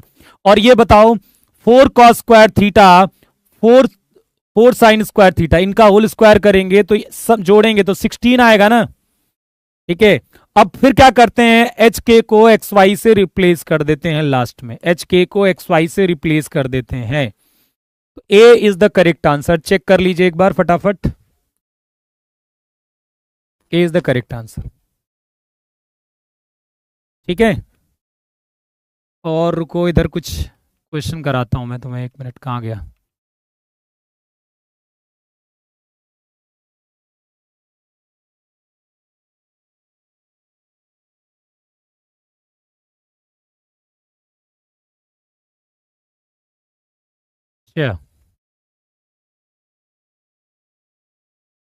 अच्छा इसमें बताओ फिर कौन से करवा दूं मैं तुम्हें, सारे करवा दूं, अभी सारे तो आज नहीं हो पाएंगे। हाँ चलो अब सीक्वेंस ही देखते हैं, जो बताना जो करवाना चाहते हो, जो आसान लग रहा है वो छोड़ देता हूं मैं। अरे में तो बहुत टाइम लगेगा। Find the locus of point which move so that, question पढ़िए ध्यान से। Find the locus of point which move so that sum of the squares of its distance from the axis is equal to 3, ठीक है, okay. मैं अभी तो चलो ठीक है बताता हूं बाद में। Find the locus of point P which move so that sum of the squares of distance from the axis is equal to 3, is equal to 3। Question को समझिए, नहीं तो लोकस के क्वेश्चन हाथ से निकल जाएंगे कभी एग्जाम में आएंगे तो। देखो क्वेश्चन बहुत सिंपल है, एक लाइन का क्वेश्चन है, एक लाइन का क्वेश्चन है, ठीक है, एक लाइन का क्वेश्चन है। आपको उस पॉइंट का लोकस चाहिए, तो देखो जब भी लोकस चाहिए, जब कोई बिंदु पद चाहिए किसी पॉइंट का, उस पॉइंट को मैं मान लेता हूं h, k, मान लेते हैं P पॉइंट का लोकस चाहिए, और उस पॉइंट को मैंने h, k मान लिया। अब आपको करना क्या है, ध्यान से सुनिए। अब इस h, k को किसी इक्वेशन में लेकर आना है। वो कैसे आना है, पढ़ो। Find the locus of point P which move so that sum of the squares of its distance from the axis.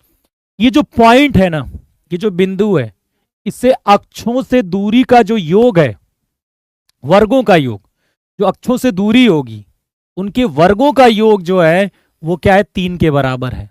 तो मैं आपको बताऊं, यदि कोई भी पॉइंट है h कॉमा के, उसकी जो x एक्सिस से दूरी होगी और जो y एक्सिस से दूरी होगी वो क्या होगी, x एक्सिस से दूरी जो होगी वो मॉड k होगी, और y एक्सिस से जो दूरी होगी वो मॉड h होगी। मॉड h इसलिए लगाया मैंने क्योंकि देखो फर्स्ट क्वाड्रेंट में तो फर्क नहीं पड़ता है क्योंकि h के दोनों पॉजिटिव होते हैं, लेकिन बाकियों में फर्क पड़ेगा।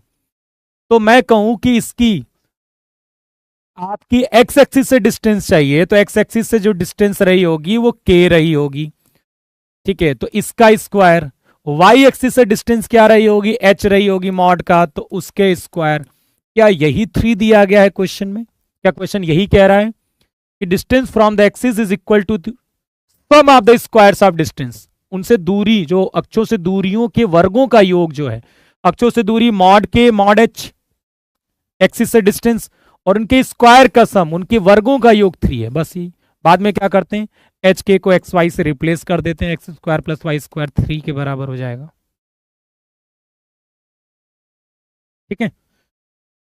B is the correct answer.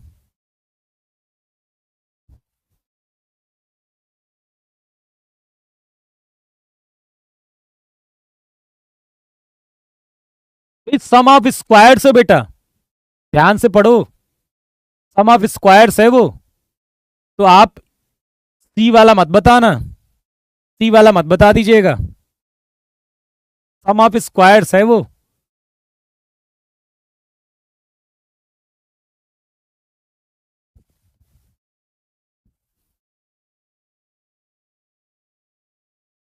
दीप चंद्र जी, बेकार होते हैं क्वेश्चन वहां के।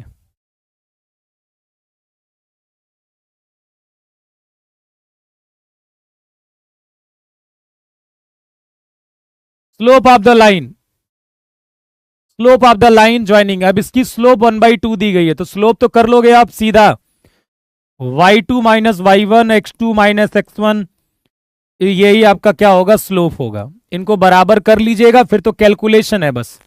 2 पॉइंट x1 y1 है और x2 y2 है, तो इसकी जो ए बी लाइन होगी, इसकी स्लोप का फॉर्मूला ये होता है, इन दोनों में यही वाला फॉर्मूला लगाइएगा, उसको 1/2 के बराबर कर दीजिएगा, के का मान आ जाएगा, ठीक है। ओके, मैं इसको डीपीपी फॉर्मेट में अपलोड करवा दूंगा, तो आंसर वहां पर होगा, आप देख लीजिएगा, ठीक है। आंसर इसके देख लीजिएगा, मुझे आंसर नहीं पता, ठीक है, मैंने आपको तरीका बता दीजिएगा, सॉल्व कर लेना आप इसे।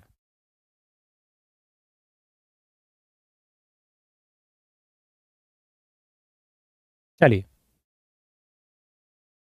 ये पॉइंट्स कोलिनियर हैं तो के का मान चाहिए। देखो 3 पॉइंट्स कभी भी कोलिनियर होंगे तो स्लोप बराबर करोगे आप, स्लोप ऑफ ए बी जो होगा और स्लोप ऑफ बी सी जो होगा वो बराबर होगा, दोनों को बराबर कर दीजिएगा और फिर आपको कहीं ना कहीं के का मान निकल आएगा। स्लोप को क्या कर दीजिएगा, बराबर, ठीक है। इसमें स्लोप का फॉर्मूला लगा दीजिए, इसमें स्लोप का फॉर्मूला लगा दीजिए, दोनों को बराबर कर दीजिए, कैलकुलेशन आपको आनी चाहिए इस स्टेज पर, ठीक है। कई बच्चे इसमें कहेंगे सर आप तो छोड़ रहे हो, बेटा मैं छोड़ कर रहा हूं, मैं आपको फिर वही बात है ना कि मैं वही, आप यदि मैं हर एक क्वेश्चन को कराऊंगा तो पहली बात तो आपका इससे कोई भला नहीं होना है, जब तक आप खुद नहीं ट्राई करोगे तो आपकी स्पीड कैसे बनेगी, ठीक है। तो मेरा क्या, मैं 10 क्वेश्चन करा के चला जाता, तो मैं क्यों 10 क्वेश्चन करा रहा हूँ, 20 आपको समझा रहा हूँ कि यार घर से कर लेना, क्योंकि घर से करना इंपॉर्टेंट है। मेरी जरूरत केवल आपकी क्या है पता है, आपको क्वेश्चन ना आए तो उसमें मदद करने की है। मैं क्वेश्चन सारे लगाऊंगा उससे कोई फायदा नहीं होगा आपका, क्योंकि मुझे एग्जाम देने नहीं जाना। ये वही वाली बात हो गई कि आप केवल ट्रेनर से ट्रेनिंग सीख रहे हो, कभी घर पे जाके नेट में प्रैक्टिस नहीं कर रहे, तो फिर आपको क्रिकेट आएगा नहीं आएगा, वही वाली कहानी है। चलिए, the equation of straight line cutting off an intercept unity from the positive direction of the axis of y and the inclined at 45 degree to the axis of x. आपको उस रेखा का समीकरण चाहिए जो एक्स एच से, एक minute, यहां पर तो वाई लिखा हुआ है, एक्सिस नहीं सॉरी ठीक है, जो एक्स से 45 डिग्री का कोण बना रही है, एक लाइन है जो एक्स एक्सिस से 45 डिग्री का कोण एंगल बना रही है, जो इंक्लाइंड है 45 degree to the axis of x. तो ये बताइए, ये थीटा तो दिया है, ये 45 डिग्री क्या दिया है, थीटा दिया है, तो स्लोप कितनी हो जाएगी, tan 45 मतलब 1। स्लोप कितनी हो गई इसकी, 1 हो गई। ठीक है, अब देखिए क्वेश्चन क्या पूछ रहा है, the equation to the straight line cutting off an intercept, जो इंटरसेप्ट कट कर रहा है, जो अंतःखंड कट कर रहा है वो यूनिटी कट कर रहा है, मतलब जो इंटरसेप्ट सी है वो यूनिटी कट कर रहा है from the positive direction of the axis of y. तो सी बराबर 1 पॉजिटिव होगा कि निगेटिव होगा ये बता दीजिए, पॉजिटिव होगा या निगेटिव होगा ये बता दीजिए मुझे फट से, पॉजिटिव होगा या निगेटिव होगा सी। इसको आपको पता कैसे चलेगा कि वो जो इंटरसेप्ट कर रही है वाई एक्सिस पर वो positive direction of axis y पर कर रही है कि निगेटिव डायरेक्शन पर कर रही है, इससे पता चलेगा। तो सी यहां पर 1 तो होगा क्योंकि यूनिटी कट कर रही है, लेकिन भाई वो पॉजिटिव होगा कि निगेटिव होगा ये बता दीजिए मुझे, पॉजिटिव होगा या निगेटिव होगा,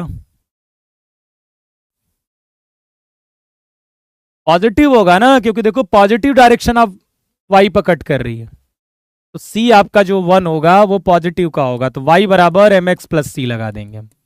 ठीक है, ठीक है, ये क्वेश्चन आसान था लेकिन थोड़ा समझने के दृष्टिकोण से थोड़ा सा ऐसा था कि यार लैंग्वेज थी इसलिए मैंने करा दिया आपको। चलो जल्दी से बढ़ते हैं। If a straight line passing through x1 y1, एक स्ट्रेट लाइन जो x1 y1 से पास कर रही है, and its segment between the axis is bisected at this point, then its equation is given by. Question को पढ़िए, मैं 1 मिनट का समय दे रहा हूं, पहले आप क्वेश्चन को पढ़ो अच्छे से, फिर आप समझो, फिर मैं समझा रहा हूं आपको।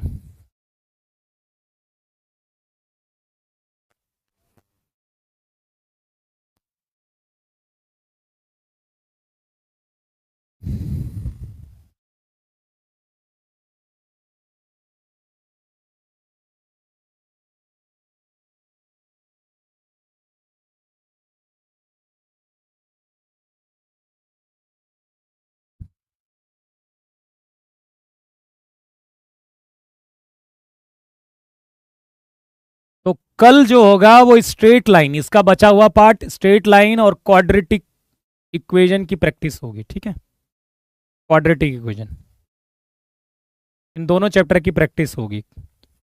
स्ट्रेट लाइन जो बचा हुआ पार्ट इसका रहेगा, ठीक है, ये अपलोड हो जाएगी आपके पास, क्वेश्चन सॉल्व करिएगा, इसका बचा हुआ पार्ट और क्वाड्रेटिक इक्वेशन की प्रैक्टिस। चलो फटाफट बता दो। देखिए एक स्ट्रेट लाइन है जो x1 y1 से पास कर रही है, मान लेते हैं x1 y1 यहां पर है, x1 y1 से पास कर रही है, it's segment between the axis, इससे पास कर रही है, और जो इसका सेगमेंट बन रहा है, जो अंतःखंड बन रहा है एक्सिस के बीच में, जो एक्सिस के बीच में अंतःखंड बन रहा है वो क्या बन रहा है, ये एक्सिस के बीच में अंतःखंड ये बन रहा है, is bisected at this point, इस पॉइंट पर क्या कर रहा है, बाइसेक्ट कर रहा है, इस पॉइंट पर बाइसेक्ट कर रहा है, मतलब इसको दो पार्ट में क्या कर रहा है, डिवाइड कर रहा है, is bisected at this point, इस पॉइंट पर बाइसेक्ट कर रहा है, कम विभाजित कर रहा है, मतलब x1 y1 पॉइंट से जो पास करने वाला लाइन है, तो जो लाइन सेगमेंट है एक्सिस के बीच में, जो अंतःखंड एक्सिस के बीच में, वो इस पॉइंट पर बाइसेक्ट कर जा रहा है। तो मान लेते हैं कि ये वाला पॉइंट जो है वो a,0 है और ये वाला पॉइंट 0,b है, तो लाइन क्या होगी, x/a प्लस y/b बराबर 1। अब ये लाइन किससे पास कर, अच्छा ठीक है, अब आपको a और b की जरूरत है, तो देखो इन दोनों का मिड पॉइंट यही तो होगा, तो a प्लस 0/2 0 प्लस b/2, क्योंकि ये बाइसेक्ट कर रहा है तो इन दोनों का मिड पॉइंट यही होगा x1 y1। a आ जाएगा 2x1 और जब इसको और इसको बराबर करेंगे तो b आ जाएगा 2y1, x/2x1 और b बराबर 2y1 बराबर 1, तो x/x1 प्लस y/y1 बराबर 2। फिर इसी रिजल्ट को कई बार शॉर्टकट के तौर पर इस्तेमाल कर लिया जाता है। ठीक है,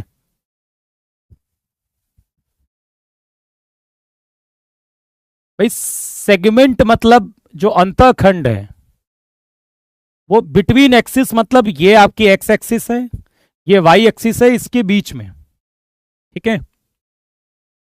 slope of line bisecting the angle between the coordinate axis, आपको उस लाइन की प्रवणता चाहिए जो एक्सिस के बीच में जो एंगल बन रहा है। अब एक्सिस के बीच में दो एंगल बन रहे हैं, एक तो ये वाला बन रहा है और एक ये वाला बन रहा है। अब ये तो सेम ही होते हैं, दो दो बन रहे हैं ना भाई। एक्सिस के बीच में एक तो ये बन रहा है, ठीक है, 90 डिग्री, और एक ये बनता है 90 डिग्री। भाई ये तो सेम होता है, देखो ये तो सेम होता है, ये दोनों सेम होते हैं, ये दोनों सेम होते हैं, दो एंगल बन रहे हैं। तो इन दोनों को बाइसेक्ट करते हुए, मतलब एक तो यहां बाइसेक्ट करते हुए, तो ये 45 डिग्री का कोण बना रही होगी एक्स एक्सिस से, और एक क्या कर रहा है, इसको बाइसेक्ट करते हुए, तो ये बना रही होगी 135 डिग्री का कोण, ये बना रही है 135 डिग्री का कोण। तो एक की स्लोप जो होगी वो 1045 होगी, क्योंकि उसके लिए थीटा जो है 45 डिग्री है इस वाली लाइन के लिए, और इस वाली लाइन के लिए एक्स एक्सिस से बना कोण क्या है 135 डिग्री, तो 10 135 होगा। एक से स्लोप 1 आएगी, एक से स्लोप -1 आएगी, +1 -1 आ जाएगा, +1 -1 आ जाएगा।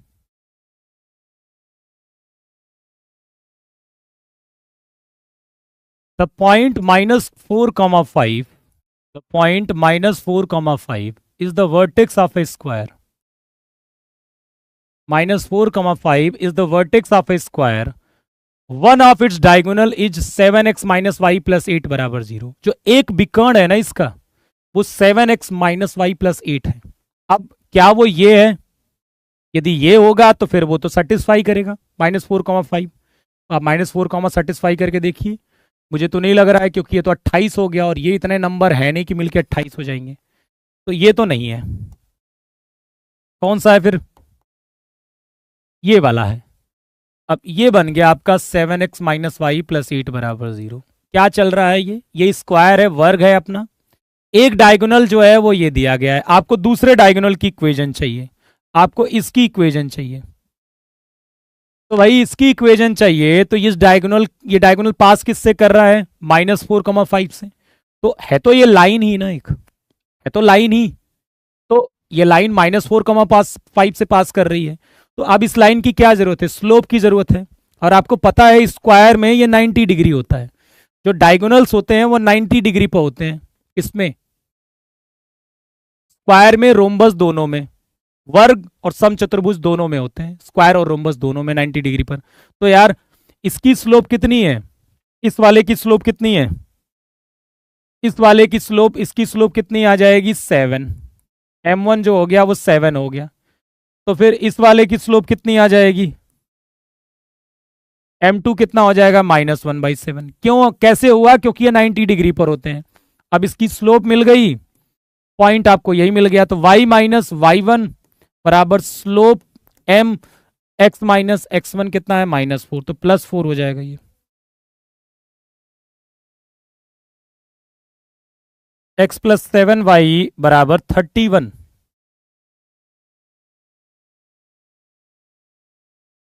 31, this is the correct answer. The points A 1, 3, A जो है वो 1, 3 है, and C 5, 1 are the opposite vertices of a rectangle. ये एक रेक्टेंगल है, एक आयत है, जिसमें 1, 3 और 5, 1 ये दो क्या है? अपोजिट वर्टेक्स हैं, ठीक है, सामने वाले शीर्ष हैं। ये 1, 3 और 5, 1, ठीक है। यदि अपोजिट वर्टेक्स हैं तो equation of line passing through other two vertices से, जो बाकी दो वर्टिसेस हैं उनसे जो पास करने वाली लाइन, जिसका ग्रेडियंट 2 है, जिसकी प्रवणता, जिसका स्लोप कितना दिया गया है? 2 है, उसकी आपको इक्वेशन चाहिए, इसकी इक्वेशन चाहिए। क्वेश्चन को समझिए, पहले क्वेश्चन समझिए। देखिए एग्जाम में ना, ये जो मैं अभी आपको बता रहा हूं कि ये दिया है, ये पूछा है, ये कितनी जल्दी करते हो क्वेश्चन में, कितनी जल्दी आपको ये पकड़ में आता है कि यार इसमें कौन सा फॉर्मूला लगाना है, कैसे अप्रोच करना है।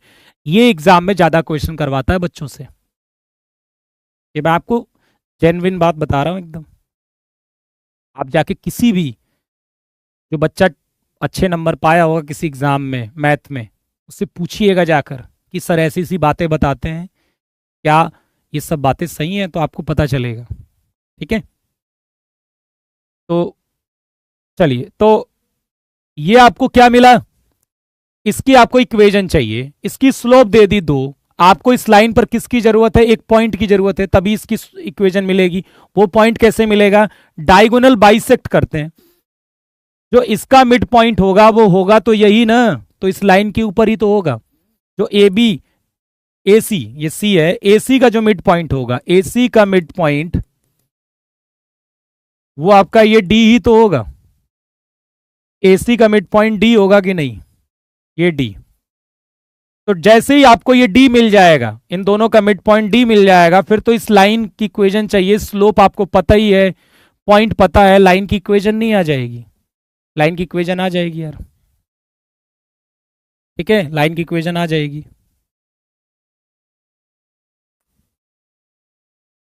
Equation of line parallel to 2x minus 3y बराबर 4।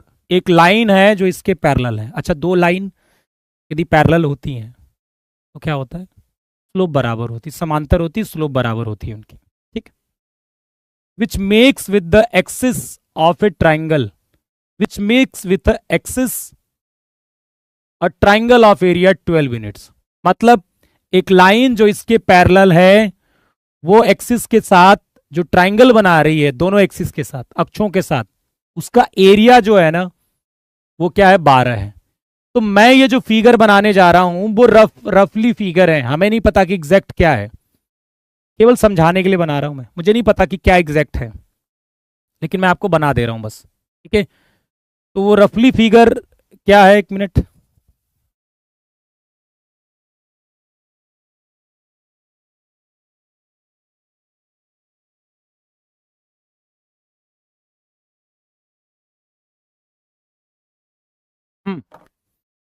वो रफली फिगर ये है कि मैंने मान लिया भाई ये लाइन जो है इसके पैरेलल है, तो इतना पार्ट तो सेम रहेगा, केवल लेमडा अलग रहेगा। यदि इसके पैरेलल लाइन लिखनी है तो इतना पार्ट तो सेम रहेगा। बस आखिरी क्वेश्चन है ये। ठीक है, क्योंकि 2 बजे से क्लास भी है, तो फिर अब इतने अंदर मेरे अंदर ताकत नहीं है कि मैं 2 बजे तक भी पढ़ाऊँ, उसके बाद भी इतना पढ़ाऊँ, और बीच में लंच भी करना है, खाना खाना भी तो जरूरी है ना, लंच भी करना जरूरी है। तो 2x minus 3y plus lambda बराबर 0, क्योंकि ये लाइन इसके पैरेलल लेनी है तो स्लोप बराबर होगी, और स्लोप इतना पार्ट स्लोप बताता है, माइनस एक्स का कोफिशिएंट अपॉन वाई का कोफिशिएंट, माइनस एक्स का गुणांक अपॉन वाई का गुणांक, इतना पार्ट सेम होगा, केवल कांस्टेंट अलग होगा। अब यही लाइन एक्सिस के साथ जो ट्राइंगल बना रही है, उसका एरिया जो दिया गया है वो आपको दिया गया है 12 यूनिट। हमें नहीं पता कि ये कौन से एक्सिस में ट्राइंगल बना रही है, हम पहले में ही मान लेते हैं यही वाला। एक रफ फिगर है, मैं आपको बता दूं कि जरूरी नहीं है कि यहीं पर होगा। ठीक है, जरूरी नहीं है कि यहीं पर होगा, लेकिन मैं आपको रफ फिगर बना रहा हूं कि भाई इस लाइन को यदि लाइन पर बना, सॉरी, इस लाइन को आप इस पर बनाइए, तो मान लीजिए कि ये यही वाली लाइन है, तो ये वाला पॉइंट क्या होगा, ये पता करने के लिए आपको इसमें क्या जीरो करना है, वाई जीरो करना है, वाई जीरो करना है। तो वाई जीरो करोगे तो एक्स कितना आ जाएगा, माइनस लेमडा बाई 2, 0। घबराना मत, घबराना मत कि माइनस लेम, सर ये निगेटिव कैसे आ गया, बेटा मैंने तो आपको लेमडा कहाँ बताया है, कहाँ लेमडा बताया कि लेमडा पॉजिटिव है निगेटिव है, तो फिर आप कैसे ये सोच रहे हो कि माइनस लेमडा बाई 2 निगेटिव ही होगा। वो छोड़ दो तुम, बस केवल समझने के लिए ये फिगर। और ये वाला कब होगा, अब एक्स को जीरो करिए, एक्स को जीरो करेंगे तो वाई लेमडा बाई 3 आ जाएगा। इसका मतलब ये वाली जो दूरी है वो लेमडा बाई 2 है, ये वाली दूरी है लेमडा बाई 3 है। तो एरिया ऑफ ट्राइंगल क्या होगा, half base into height, half base into height, और ये कितना दिया गया है, 12 के बराबर। तो लेमडा स्क्वायर कितना आ जाएगा, 12 इंटू 12, मतलब लेमडा आ जाएगा प्लस माइनस 12। तो लेमडा प्लस माइनस 12 आ गया, तो लाइन आ गई 2x minus 3y equal two plus minus 12 बराबर 0। बस मजे लूटो, मजे लो, कोई टेंशन वाली बात नहीं।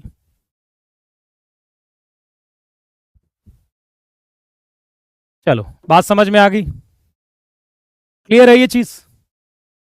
क्वेश्चन समझ में आया ना, आंसर मत देखो ये क्या हो रहा है क्या नहीं हो रहा, समझ में आना चाहिए कि क्या करना है। देखो क्वेश्चन ये कह रहा था कि एक लाइन थी जो इसके पैरेलल थी, एक रेखा थी जो इसके पैरेलल है, तो भाई ये लाइन जो भी थी उसके पैरेलल मान ले रहे हैं ये वाली लाइन है।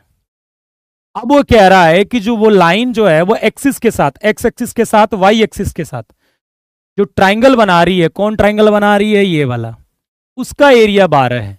तो ये लाइन जो है वो ये वाली लाइन है, तो उससे मैं ये वाला पॉइंट ये डिस्टेंस पता कर लूंगा, ये पता कर लूंगा, और हाफ बेस इंटू हाइट को मैं 12 के बराबर कर दूंगा, वहां से लेमडा मिल जाएगा मुझे। आई होप आपको ये समझ में आ गया होगा।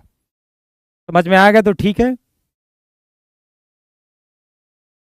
ठीक, तो कल 1 बजे इसका प्रैक्टिस सेशन, इसका और क्वाड्रेटिक का भी होगा, ठीक है, 1 बजे।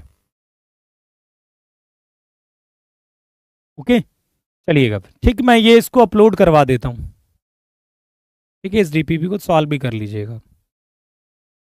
चलिए फिर 2 बजे यूट्यूब पर हमारी आपकी मुलाकात होगी। यदि आना चाहते हैं जरूर आइएगा। Complex number in one shot, काफ़ी कुछ आज सीखने को मिलेगा, आराम से होगा, सब कुछ होगा।